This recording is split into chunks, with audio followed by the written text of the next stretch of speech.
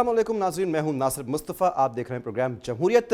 नाज़रीन, पाकिस्तान में इस वक्त सियासी हलचल अपने उरूज पर है। अहम मुलाकातें भी अमल में आ रही हैं, हिकमत अमलियाँ तय हो रही हैं, हुकूमत साजी भी कुछ जगहों पर जारी है और इसके अंदर जोड़ तोड़ भी हो रही है। पार्लियामान में, कौमी असम्बली में, सेनेट में इस वक्त काफ़ी चीज़ों पर मुशावरत का सिलसिला जारी है। एक अहम मुलाकात अमल में आई है Bilawal Bhutto Zardari chairman peoples party की, मौलाना फजलुर रहमान सरबराह JUI की रिहाइशगाह पर उनसे एक अहम मुलाकात हुई है। इस अहम मुलाकात में पार्लियामान के बारे में मुश्तरका हिकमत अमली के तय करने के हवाले से बातचीत की गई है। उसके अलावा आज़ाद कश्मीर हुकूमत के हवाले से बातचीत की गई है, पार्लियामान के हवाले से बातचीत की गई है और दीगर भी ऑप्शंस इधर ज़ेर गौर आए हैं। तरमीम के हवाले से बातचीत भी की गई है और मज़ीद क्या कुछ हुआ है इस हवाले से हम बात करने के लिए हमने मदऊ किया है।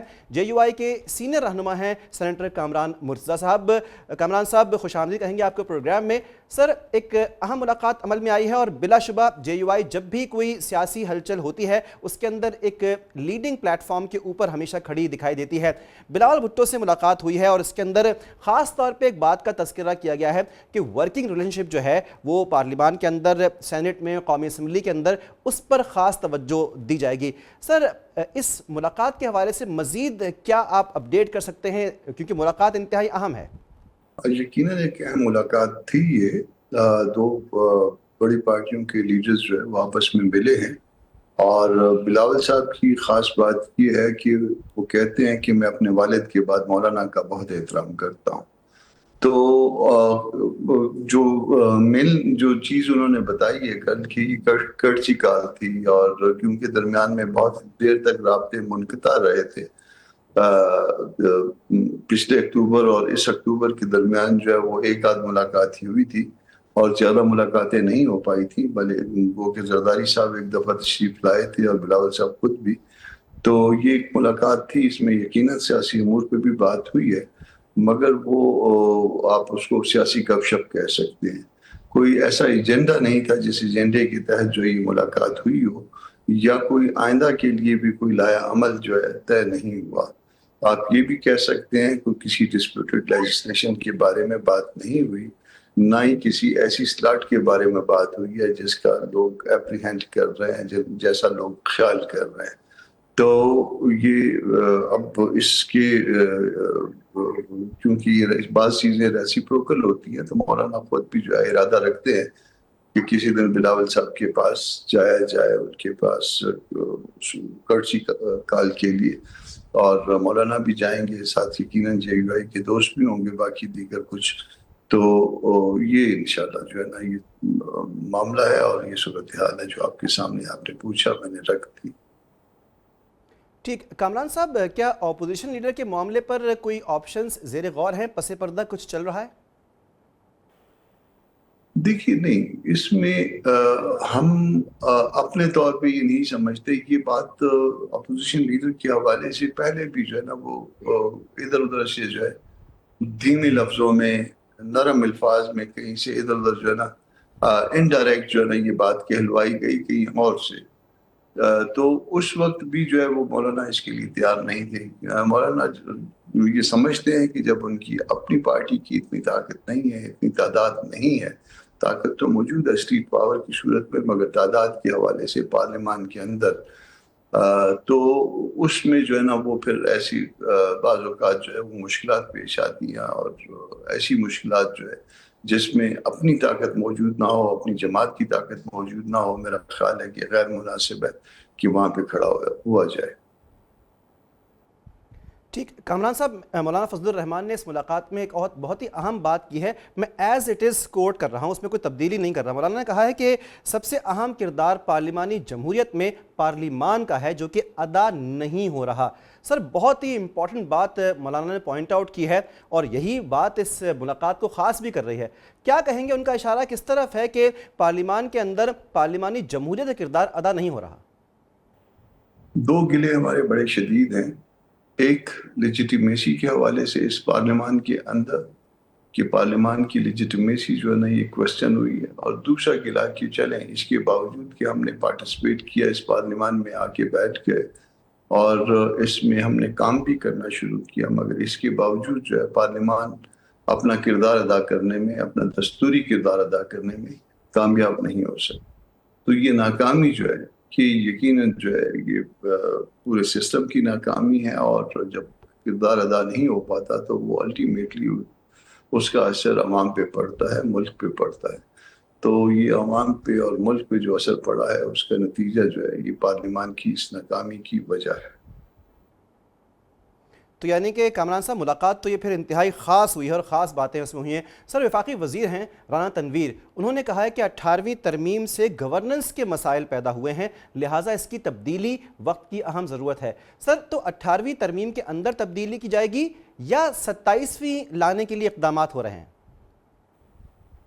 کہ کوئی بھی جو تبدیلی اگر پارلیمان اگر دستور کے اندر کی جائے تو وہ امینڈمنٹ کے ذریعے کی جائے گی، اور امینڈمنٹ کا اگر نمبر وہ ہوگا تو وہ 27واں بنے گا. اگر ان کے ذہن میں 18ویں ترمیم کو پارٹلی یا ہوللی رول بیک کرنا ہے تو وہ 27ویں ترمیم ہی بنے گی، اس کو 27ویں ترمیم ہی کہیں گے. مگر رانا صاحب نے یہ بات کی ہے، مجھے بہت احترام ہے ان کا، بہت اچھے آدمی ہیں، مگر اس کے باوجود جو ہے یہ بالکل غلط ہے، اور یہ پاکستان کے لیے بہت نقصان دہ بات ہوگی جو انہوں نے کی ہے یا ان سے کہلوائی گئی ہے. یہ فیلر ایک آپ سمجھ لیجئے چھوڑا جاتا ہے، اور فیلر چھوڑنے کے بعد جو ہے اس کے اوپر رد عمل دیکھا جاتا ہے. یہ چھوٹے صوبوں کے لیے، اس پاکستان کے وفاق کے لیے زہر قاتل ہوگی. اس کو نہ چھیڑا جائے. جتنا دستور کو چھیڑ چھاڑ کر لی گئی ہے اور وہ میٹر سب جوڈس ہے، اسی کو وہیں سب جوڈس رہنے دیا جائے، ان کو ایگزامن کرنے دیا جائے انڈیپینڈنٹلی. مگر آگے جو ہے نا اگر ہم نے یہ چھیڑ چھاڑ شروع کی تو ملک پہلے مشکل میں ہے. آپ کے ملک میں جو ہے وہ بہت سی جگہوں پہ ریٹ ختم ہو چکی ہے گورنمنٹ کی. نتیجہ جو ہے وہ اپنے ملک کے حق میں نہیں نکالیں گے، بلکہ خدا نخواستہ ملک کے خلاف جائے. بالکل ٹھیک. سر بالکل آپ سے اس بارے میں جاننا انتہائی ضروری اس لیے بھی تھا کیونکہ مولانا فضل الرحمان جو ہیں بحیثیت سربراہ جے یو آئی ایک بڑے سٹیک ہولڈر ہیں. جب بھی کوئی آئینی امینڈمنٹ ہوتی ہے وہ اور ان کے والد گرامی بھی جو ہیں وہ آئین سازی کے اندر بڑا حصہ رہے ہیں. تو اب 18ویں ترمیم کی اگر تبدیلی کی بات کی جاتی ہے جس کا اندیا دے رہے ہیں رانا تنویر صاحب، تو پھر جے یو آئی اس کو اپوز کرے گی پاکستان کے مفاد میں، یہ کہنا ہے آپ کا؟ ابھی کہنا فی الوقت پری میچور ہوگا. اصول میں نے آپ کے سامنے رکھ دیا ہے کہ صوبوں کی اگر صوبوں کا اختیار بڑھایا جائے تو اس کو ہم اپریشیٹ کرتے ہیں ہمیشہ، کیونکہ آپ کے یونٹس جو ہے وہ طاقتور ہونے چاہیے، نہ کہ وفاق طاقتور ہو. یونٹس کو اپنے وسائل پہ اختیار ہونا چاہیے، نہ کہ وفاق کو. جب یہ اختیار آپ جو ہے نا وہ بانٹ دیں گے تو اس کا نتیجہ پاکستان کی طاقت کی صورت میں نکلے گا. تو جو یہاں پہ خواہش پائی جاتی ہے وہ خواہش اب تک جو ہے وہ کاغذ پہ نہیں ہے. جب تک کاغذ پہ نہ آ جائے اس کے اوپر تبصرہ ممکن نہیں ہے. ممکن ہے کہ کوئی ان کی کوئی سینس پرویل کرے، کوئی اچھی بات لے آئے، ایسی بات لے آئے جہاں صوبے جو ہے وہ آپس اور مزید مطمئن ہو جائیں. مزید کیا مطمئن ہو جائیں، پہلے ہی مطمئن نہیں ہے. 2 صوبوں میں تو غیر اطمینان بخش حالت جو ہے بہت زیادہ ہے. تیسرے صوبے میں بھی گڑبڑ ہوتی رہتی ہے، چوتھے صوبے میں آپ کی ٹارگٹ کلنگ شروع ہے. تو جب یہ ساری کچھ باتیں ہوں گی تو اس کو ٹھیک کرنے کے لیے نہ صرف ہم کو دستور پہ عمل کرنا ہے بلکہ دستور کو بہتر بنانا ہے ٹوارڈز اٹانومی. اور وہ اٹانومی جو ہے وہ صوبوں کو اگر مل جائے گی تو پھر کوئی ادھر ادھر سے آواز نہیں اٹھے گی. آپ کا پاکستان، میرا پاکستان، ہم سب کا پاکستان مضبوط ہوگا. بالکل ٹھیک. کامران صاحب آپ نے ابھی امن و امان کے بارے میں بھی بات کی ہے. اسی ملاقات کے اندر مولانا فضل الرحمان صاحب اور بلاول بھٹو کے درمیان جو ملاقات ہوئی ہے اس میں پاک افغان مسئلے کے حوالے سے بھی بات چیت کی گئی ہے. سر وہاں سے کیا اوپینین آیا ہے اور اس ملاقات کے اندر کیا ڈسکس ہوا ہے؟ میں خود موجود نہیں تھا اس لیے اس پہ تبصرہ نہیں کر سکتا. جہاں تک مجھے بتایا گیا، کیونکہ میں نے پوچھا تھا اور رسپونڈ کرنا تھا میڈیا کو، وہ جو آفیشیل سٹیٹمنٹ ہے جے یو آئی کی وہ یہی ہے کہ یہ کٹسی کال تھی. اور یقیناً پاک افغان معاملے پہ بھی بات ہوئی ہوگی، اور اس میں جے یو آئی کا اپنا موقف ہے کہ کسی دوسرے ملک کے ساتھ جو کہ اسلامی بھی ہو اور جو ثقافتی طور پہ اور لینگوسٹک حوالوں سے بھی کہیں نہ کہیں آپ کے ساتھ جو ہے نا اس کے تعلق ہوں، تو اس میں جو ہے نا اس کے ساتھ جو ہے آپ کو زیادہ مسائل نہیں کریٹ کرنے چاہیے. آپ کو مسائل وہاں حل کرنے چاہیے تاکہ معاملات سیدھے ہوں اور آپ کے ملک میں بھی اچھی ہوں. ठीक, सेनेटर कामरान मुर्तज़ा सीनियर सरबराह और रहनुमा JUI हमारे साथ इस वक्त मौजूद थे, अपने नुक्ता नज़र हमसे शेयर कर रहे थे। नाज़रीन, यहाँ पर वक्त हुआ है एक ब्रेक का।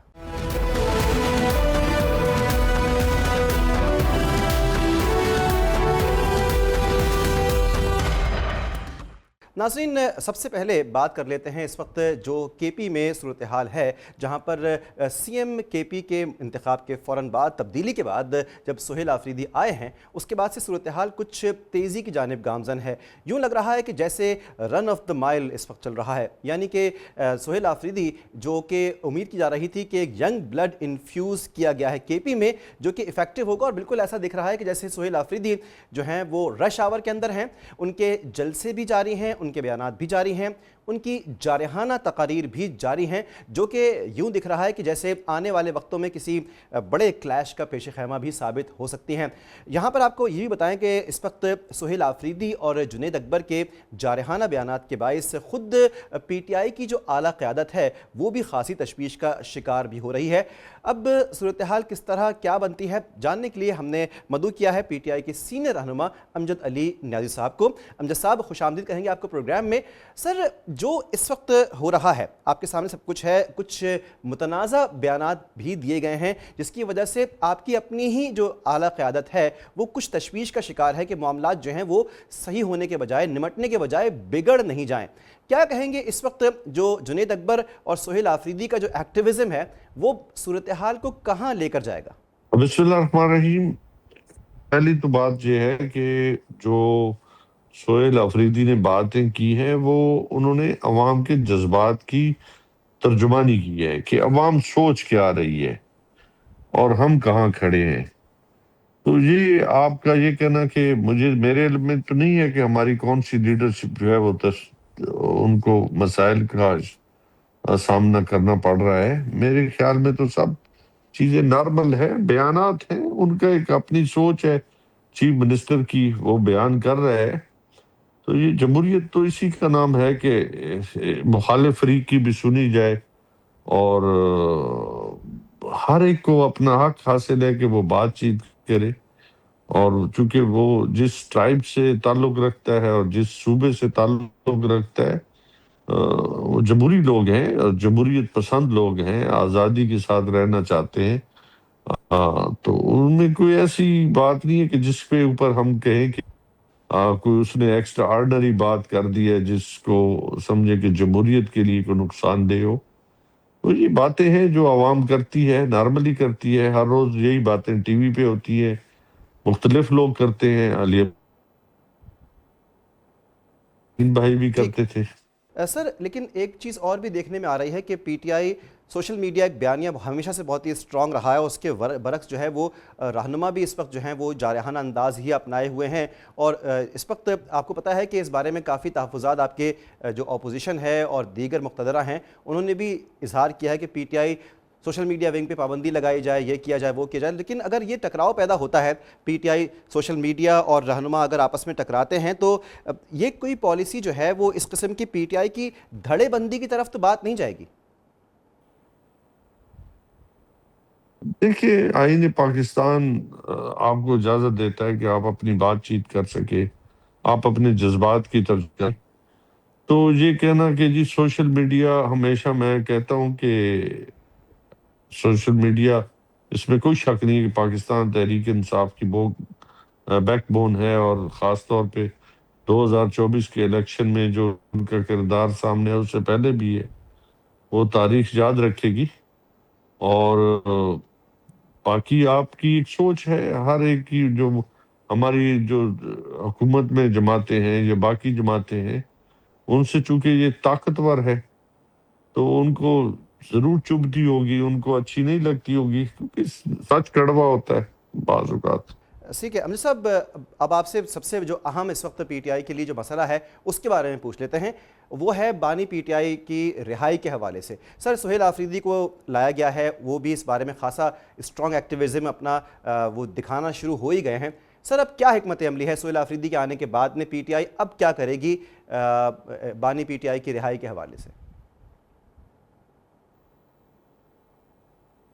آپ کے علم میں ہے کہ خان صاحب بذات خود جو ہے وہ اس جدوجہد کو لیڈ کر رہے ہیں جیل میں بیٹھ جی کے، بالکل. اور وقتاً فوقتاً وہ ہدایات دیتے ہیں جس کے مطابق پاکستان تحریک انصاف لیڈرشپ ہو، کارکن ہوں، بلکہ پوری دنیا کے اندر جتنے بھی ہمارے اوورسیز پاکستانی ہیں، جیسے 5 اگست تھا، پھر 14 اگست تھا، پاکستان زندہ باد ریلی تھی، اس کے بعد تھا، تو یہ تسلسل ابھی جاری ہے، تو اس کو آپ خود ہی لیڈ کر رہے ہیں، اور اس کی مختلف شیپ جو ہے وہ آپ کے سامنے آ رہی ہیں. اور سر دوسری ایک اور بھی ایک اہم ملاقات بھی عمل میں آئی ہے، اس حوالے سے بھی آپ سے جانیں گے، کیونکہ ظاہر ہے پی ٹی آئی ایک بڑے سٹیک ہولڈرز میں سے ہے. مولانا فضل الرحمان صاحب اور بلاول بھٹو زرداری صاحب کی ایک اہم ملاقات ہوئی ہے مولانا فضل الرحمان کی رہائش گاہ پہ. وہاں پر کئی معاملات ڈسکس ہوئے ہیں، پارلیمنٹ کے حوالے سے بھی، ترمیموں کے حوالے سے بھی. اس بارے میں پی ٹی آئی کیا موقف اپنا رکھتی ہے؟ اس ملاقات کو آپ کس طرح دیکھ رہے ہیں؟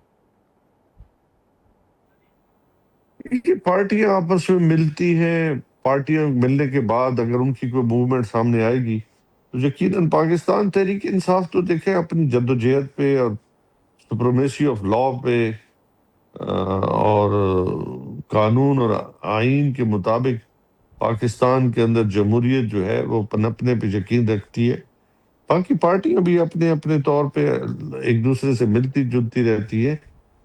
تو اب باقی یہ کہنا کہ اس کا آؤٹ کیا آئے گا، تو اس کا تو آنے والے وقت میں پتہ چلے گا کہ اس سے کیا حاصل وصول ہوا اس ملاقاتوں کا ان کا. امجد علی نیازی صاحب بہت شکریہ آپ کا، آپ نے وقت نکالا. ناظرین پروگرام میں وقت ہوا ہے ایک بریک کا.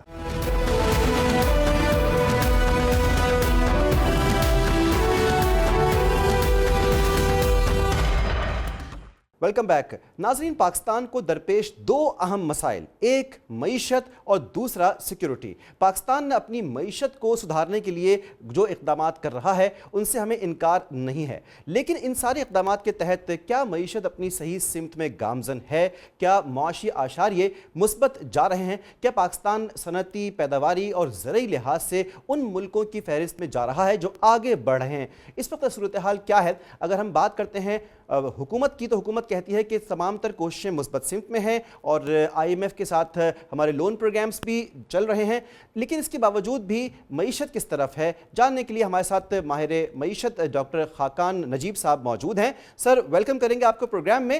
بات یہ ہے کہ سر اس وقت ہم مختلف سمت سے حکومت سنتے ہیں کہ فلانا لون پروگرام ہمارا منظور ہو گیا ہے، آئی ایم ایف سے بات چل چکی ہے، پاکستان کی معیشت مثبت سمت میں جا رہی ہے، لیکن آپ سے پوچھیں گے کہ اس وقت پاکستان کی معیشت کے حوالے سے جو رپورٹس آ رہی ہیں وہ کہتی ہیں کہ 25% جو آبادی ہے وہ سطح غربت سے نیچے ہے. عالمی بینک کی رپورٹ کے مطابق ہر چوتھا شخص جو ہے وہ غربت کا شکار ہے. یہ رپورٹس کچھ اور کہتی ہیں، کیا کہتی ہے پھر پاکستان کی معیشت؟ کی جو معیشت ہے، جیسے آپ نے کہا، ایک آئی ایم ایف انگیجمنٹ میں ہے. آئی ایم ایف ایک doctor of the I C U کہیں یا lender of the last resort ہے. پاکستان کی معیشت ایک میکرو سٹیبلٹی میں آ گئی ہے، اور اس کا مطلب یہ ہے کہ آپ آئی سی یو سے نکل کر آپریشن تھیٹر کی ٹیبل پر آ گئے ہیں، جس کا مطلب یہ ہے کہ ایک افراط زر، قیمتوں کے بڑھنے کی شرح میں نمایاں کمی آئی، ایکسٹرنل ریزروز کا بلڈ اپ ہوا، 14.5-15 ارب ڈالر تک اسٹیٹ بینک کے ذخائر چلے گئے. پاکستان کا جو کرنٹ اکاؤنٹ ہے، یعنی کہ بیرونی خسارہ ہے، وہ سنبھل گیا. ہمارے کچھ اندرونی خسارے جس کو فسکل ڈیفیسٹ کہتے ہیں، وہ 7% کے قریب آف دا جی ڈی پی نقصان دے رہا تھا، اب وہ 5.5% پہ آ گیا، یعنی کہ وہ ڈیفیسٹ بھی کم ہو گیا. تو اس میں کوئی شک نہیں ہے کہ پاکستان کی معیشت has achieved a certain degree of macro stability by paying a heavy price. اس کا مطلب یہ ہوتا ہے کہ جو آپ کو انٹرنل ٹیکسیشن کو لفٹ کرنا پڑا، یعنی کہ آپ کی انکم پر، نان سیلریڈ کی انکم پر، کارپوریٹ پر آپ کو انکم ٹیکس بڑھانا پڑا تاکہ آپ یہ خسارہ کم کر سکیں. کوشش ضرور کی گئی کہ ٹریڈ کمیونٹی اور پھر ایگریکلچر انکم ٹیکس کو بھی اس دھارے میں لایا جائے. شاید اس کامیابی سے نہیں، بٹ کوشش ضرور کی گئی. پراپرٹی انکم جو کہ کیپٹل گینز کے مد میں ہے، وہ بھی فیڈرل گورنمنٹ کے پاس ہے، اس کو بھی آگے بڑھانے کی کوشش کی گئی. پروونسز بھی ایک نج ہو رہی ہیں کہ agriculture income tax plus property پہ دوسرے taxation, G S T on services, ان سب کی طرف آگے بڑھے. سو اس جسے کہیں گے نا لائے عمل کو فالو کرتے ہوئے یہ کوشش کی جا رہی ہے. اب یہ آپ کو ایک وقت ملا ہے، ایک سپیس ملی ہے کہ اس میکرو سٹیبلٹی کو استعمال کریں، اور پچھلے ایک سال سے یہ تقریباً دکھائی دے رہی ہے، اور یہ ٹپیکل ہے ہر ممالک میں جہاں پہ بھی آئی ایم ایف کی انگیجمنٹ ہوتی ہے کہ پہلے 12-18 ماہ جو ہیں وہ ایک سٹیبلٹی دکھا دیتے ہیں. Pakistan is playing just by the book. یہ آپ کو energy sector reform, deregulation, privatization, opening up of the economy, Pakistan کی جو فنڈامنٹل ایشوز ہیں، فار ایگزامپل کہ ہم ایک جسے کہتے ہیں کمپیٹیٹیو اکانومی کی بجائے ایک نان رسک ٹیکر اکانومی چلا رہے ہیں، ہم ایکسپورٹ کی بجائے انورڈ لکنگ ہو گئے ہیں، export to G D P 10% کے قریب ہے، ممالک 22 سے 50 60 70% پہ جا رہے ہیں. یہ ٹریڈ کی بجائے ہم انورڈ لکنگ ہو گئے ہیں. یہ ساری چیزیں، اور agriculture sector productivity, labour productivity, یعنی کہ جو کلیدی فنڈامنٹل مسائل ہیں ان کو حل کریں. ریمیٹنسز نے اگین اس ٹائم پر ایک بہت بڑا سہارا دیا ہے. جو کرنٹ اکاؤنٹ، جو بیرونی خسارہ اگر سرپلس میں گیا ہے، وہ ایک رائزنگ ریمیٹنسز، جس کی دو وجوہات ہیں. انفلیشن جب ملک میں بہت ہوئی پچھلے سالوں میں تو لوگوں کو زیادہ رقم بھیجنا پڑی، پلس سب جانتے ہیں کہ nearly 1 million Pakistanis were living Pakistan to seek employment abroad. تو ریمیٹنسز جو ہیں وہ $3 ارب سالانہ ماہانہ کی بنیاد پر چلی گئیں. سو یہ ایک اوور آل جائزہ ہے. I think Pakistan has truly good space. External diplomacy سے آپ نے یہ بھی دیکھا، سعودی عربیہ کا پیکٹ ہو، یو اے ای کے ساتھ تعلقات ہوں، چائنا کے سی پیک 2 ہو، امریکہ کے ساتھ ٹیرفس ہوں، we are all pretty good. اور 10 مئی نے جو انڈیا کے ساتھ ہماری ایک جسے کہیں گے we came out as a responsible nation, اس سب نے ایک آمبیانس تو جسے کہیں گے پرفیکٹ بنا دیا ہے. بٹ یہ جو سب چیزیں میں نے ایکسپلین کی ہیں جن کے بغیر یہ اسٹرکچرز ٹھیک نہیں ہوں گے، آئی تھنک اس کی جو ایکسپرٹیز اور اس کی جو ایچ آر اور اس کی جو the research, the modeling that is needed, that always goes missing. I still think کہ پاکستان کو بہت زیادہ بلڈ کرنے کی پڑے گی ایک کیپیسٹی ٹو ایکچولی ڈیلیور آن آل دس. یہ میکرو سٹیبلٹی کو اگر آپ نے ایک جیسے کہیں گے productivity led, investment led growth framework میں تبدیل کرنا ہو، that something totally different. اور یہ کوئی بھی ملٹی لیٹرل یا کوئی بھی ایکسٹرنل اسٹیک ہولڈر نہیں کر سکتا. This surgery of the economy جو 78 ایئرز میں everyone wants to see, I think has always gone missing. 24 I M F کی انگیجمنٹس بارہا آپ کو اسٹیبلٹی دے دیتی ہیں. وہ اسٹیبلٹی کو کس طرح استعمال کرنا ہے آئی تھنک ادراک ضرور ہے، but the depth and the quality of reform, جسے کہیں گے ایک تنظیم نو، جسے کہیں گے ایک گورنمنٹ کے فٹ پرنٹ کو کم کرنا، these are really hard things to do and Pakistan still grappling with them. ٹھیک سر، بہت تفصیل سے آپ نے ساری صورتحال کو بتایا پاکستان کی معیشت کی، لیکن ایک آپ سے بات یہ بھی جانیں گے، کیا اس ساری ایفرٹ کے ساتھ میں پاکستان کی صنعت میں، زرعی پیداوار میں، پاکستان میں روزگار کے مواقع میں، کیا اس میں اضافہ ہو رہا ہے؟ آپ نے چیز سامنے رکھی ہے نا، this is the most important aspect that anyone has to understand. ہم انکم سپورٹ پروگرام سے 10 ملین ہاؤس ہولڈس کے پاس جاتے ہیں. اگر 5 کا ہاؤس ہولڈ لے لیں تو 5 کروڑ لوگوں کے پاس جاتے ہیں. It is great. It is one of the best programs I've seen in many countries. But that doesn't graduate you to prosperity. وہ آپ کو آنگہانی حالات میں مدد ضرور کر سکتا ہے. سو جابس جو آپ نے ذکر کیا، اپرچونٹی جو آپ نے ذکر کیا، پاکستان کو 2-2.5 ملین نوکریاں، یہ ہے the number of youth which enter the job market نکالنی ہے. اگر آپ 3% پہ گرو کریں which seems کہ پچھلے سال بھی تھا، اگلے سال بھی ایسا ہی لگ رہا ہے کہ 3% کے ارد گرد ہم گرو کریں گے. اگر یہ گروتھ ریٹ ہو پاکستان کا تو آپ ہارڈلی 1 ملین پلس نوکریاں نکال سکیں گے. سو ان امپلائمنٹ گیٹس ہرٹ، کچھ باہر چلے جائیں گے، کچھ ان امپلائمنٹ بڑھ جائے گی، کچھ مینیل جابس میں چلے جائیں گے. Now growth is the only miracle جو اکنامک میریکل ہے جو پراسپیرٹی قائم کرتا ہے. چائنا اگر 7 سے 8% پہ گرو نہ کر رہا ہوتا 73 سے کئی سال تک، تو یہ جو پراسپیرٹی وہاں پہ دکھائی دے رہی ہے یہ نہ آتی. That also an out word looking growth, کہ آپ دنیا کو کچھ بیچنے کے قابل ہوں. ये तभी होगा। पाकिस्तान का ग्रोथ फ्रेमवर्क आज भी इतना जिसे कहेंगे कमजोर है कि अगर हम जब भी ग्रो करना शुरू करते हैं जरा सा भी, अभी 3 महीने की कहानी ये है कि हमारा ट्रेड डेफिसिट जो है वो पिछले क्वार्टर इसी क्वार्टर से अगर मैं कंपेयर करूं, जुलाई सितंबर 26 financial year to the last financial year जुलाई सितंबर, तो वो 34-35% ज्यादा बढ़ गया। जरा सी गुंजाइश जब भी देते हैं इकोनॉमी को ग्रो करने की तो the trade deficit goes up. Now if that still is the story, IMF जो एक्सपर्ट्स हैं वो आपका कभी भी पॉलिसी रेट कम करके इकोनॉमी को ओपन नहीं होने देंगे। So what do you need to do is कि आप प्रोडक्टिव एफिशिएंसी और कंपेटिटिवनेस बढ़ाएं। ये एक बहुत ही हार्ड टास्क है, ये किसी भी मुल्क में करने के लिए, चाहे वो 21 इकोनॉमिस्ट हो, चाहे वो मनमोहन सिंह हो इंडिया में, you really have to put that set of people together जो इन चीजों को इतना क्लियरली समझते हो और 2, 3, 5, 8 साल में इन चीजों पे डिलीवर कर सके।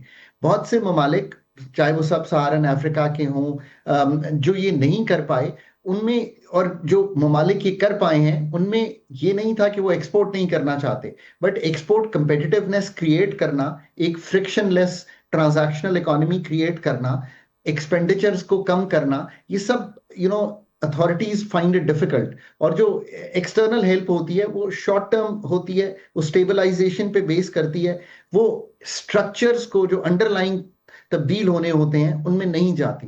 That is the task of the local doctors to do.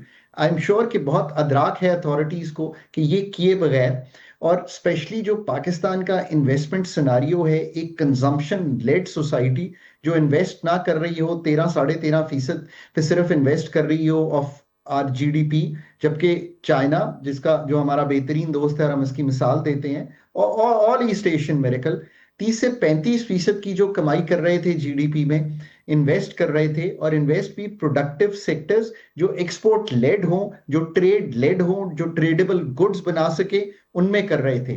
Property में नहीं कर रहे थे, नॉन ट्रेडेबल्स में नहीं कर रहे थे। ये है एक्चुअल स्टोरी। पाकिस्तान के जो लोग, जैसे आप कहेंगे एक तरह से गेट कीपर्स हैं, और वो लोग जो इन्वेस्ट कर रहे हैं, कर सकते हैं, वो दोनों अभी तक productive sectors of the economy को उस तरह ग्रो करने में कोशिश जरूर कर रहे होंगे। Authorities and the private sector have to work out this, but working out this really needs the kind of space to the professionals who can come and do this. I'm sure कि ये अदराक के साथ authorities would be keen for a privatization, deregulation, and a liberalization of Pakistan's economy, which can open it up to the private sector as the authorities keep talking about it and give that space. One hopes कि अगले 2 साल में ये सब चीजें होती हुई दिखाई देंगी, इसलिए कि अगर IMF की इंगेजमेंट खत्म हुई 2 साल बाद तो हमें तब भी $25 अरब ही इकट्ठे करने होंगे that year. And without the IMF support, अगर एक्सपोर्ट्स 13-14-15% ऑफ जीडीपी पे ना गई 10 से, तो it will probably be hard to do so. बिल्कुल ठीक है। डॉक्टर खाकान नजीब साहब हमारे साथ मौजूद थे। पाकिस्तान की मईशत और पाकिस्तान के आने वाले वक्त में कहाँ पे हम लोग जाएंगे मईशत के एतबार से बता रहे थे। नाज़रीन, प्रोग्राम का वक्त खत्म हुआ, कल आपसे इसी वक्त फिर मुलाकात होगी।